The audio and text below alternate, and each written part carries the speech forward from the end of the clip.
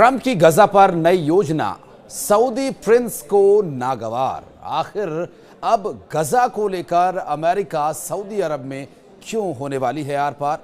क्या America Saudi के बीच शुरू हो रहा है कोई नया वॉर?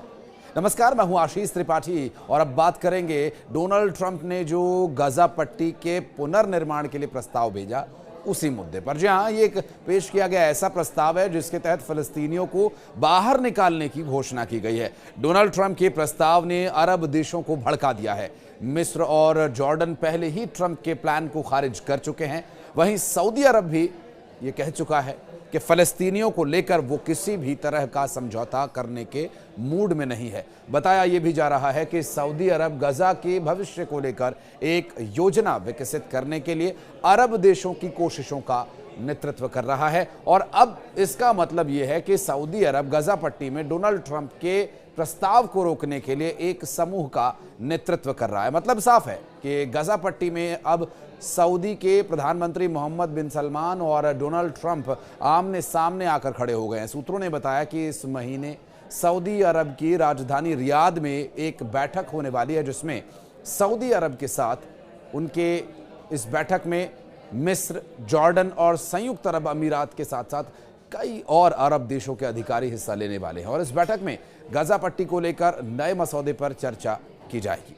मामले की जानकारी रखने वाले 5 अधिकारियों ने यह बताया कि प्रस्ताव में खाड़ी देशों के नेतृत्व में गजा के पुनर्निर्माण में लगने वाले फंड्स और उसके सौदे से हमास को बाहर रखने के प्रस्ताव पर बातचीत होने की संभावना है। सऊदी अरब और उसके अरब सहयोगी देश डोनाल्ड ट्रंप के इस प्रस्ताव से स्तब्ध हैं कि गाजा पर अमेरिका का कंट्रोल होगा और फलस्तीनियों को बाहर निकाला जाएगा।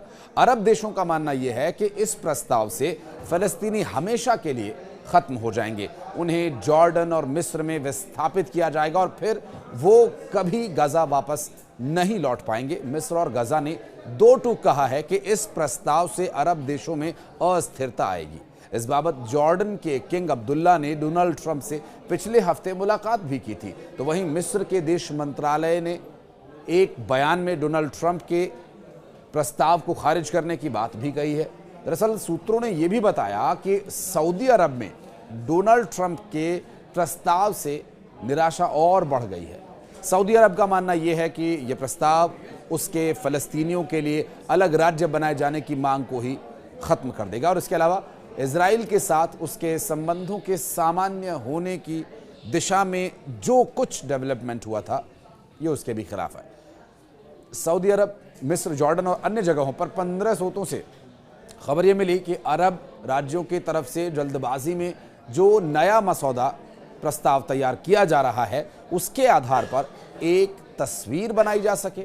अरब देशों की कोशिश गाजा पर नया प्रस्ताव बनाकर अमेरिकी प्रेसिडेंट को भेजना है ताकि इसे डोनाल्ड ट्रंप का ही एक प्रस्ताव बताया जा सके। हालांकि इस बात को करने वाले सभी स्रोतों ने अपनी पहचान बताने से इनकार किया क्योंकि वे ये काफ़ी संवेदनशील विषय मानते हैं और अमेरिका से थोड़ा अलग है। लेकिन गाजा पट्टी को लेकर ही मिस्र ने ये भी एक प्रस्ताव दिया जिसमें कि अरब सरकारी सूत्रों के द्वारा बताया गया कि गाजा के भविष्य के लिए कम से कम 4 प्रस्ताव पहले तैयार किए जा चुके हैं। लेकिन अब मिस्र का एक डोनाल्ड ट्रंप के विचार के विकल्प के लिए अरबों की कोशिशों के केंद्र में ये आ रहा है।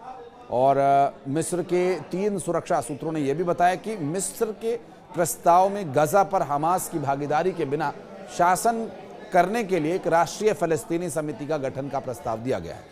इसके अलावा विदेशों में फलस्तीनियों को विस्थापित किए बिना पुनर्निर्माण में अंतर्राष्ट्रीय भागीदारी और 2 राज्य समाधान की दिशा में आगे बढ़ना शामिल है। अरब सरकार के सूत्र ने बताया कि सऊदी अरब, मिस्र, जॉर्डन, संयुक्त अरब अमीरात और फिलिस्तीनी प्रतिनिधि 27 फरवरी को निर्धारित अरब शिखर सम्मेलन में प्रस्तुत किए जाने से पहले रियाद में योजना की समीक्षा और चर्चा करेंगे। इसके अलावा एक रिपोर्ट के मुताबिक इस प्रस्ताव में सऊदी क्राउन प्रिंस मोहम्मद बिन सलमान काफ़ी महत्वपूर्ण भूमिका निभा रहे हैं। इस वीडियो के बारे में अगर आप कुछ कहना चाहते हैं, इस विषय को लेकर और कुछ अगर आप जानना चाहते हैं या कोई भी राय अपनी देना चाहते हैं तो हमारे कमेंट सेक्शन में आपका वेलकम रहेगा। चैनल को लाइक कीजिए, सब्सक्राइब कीजिए और शेयर कीजिए ये इन्फॉर्मेशन अन्य लोगों के साथ। धन्यवाद।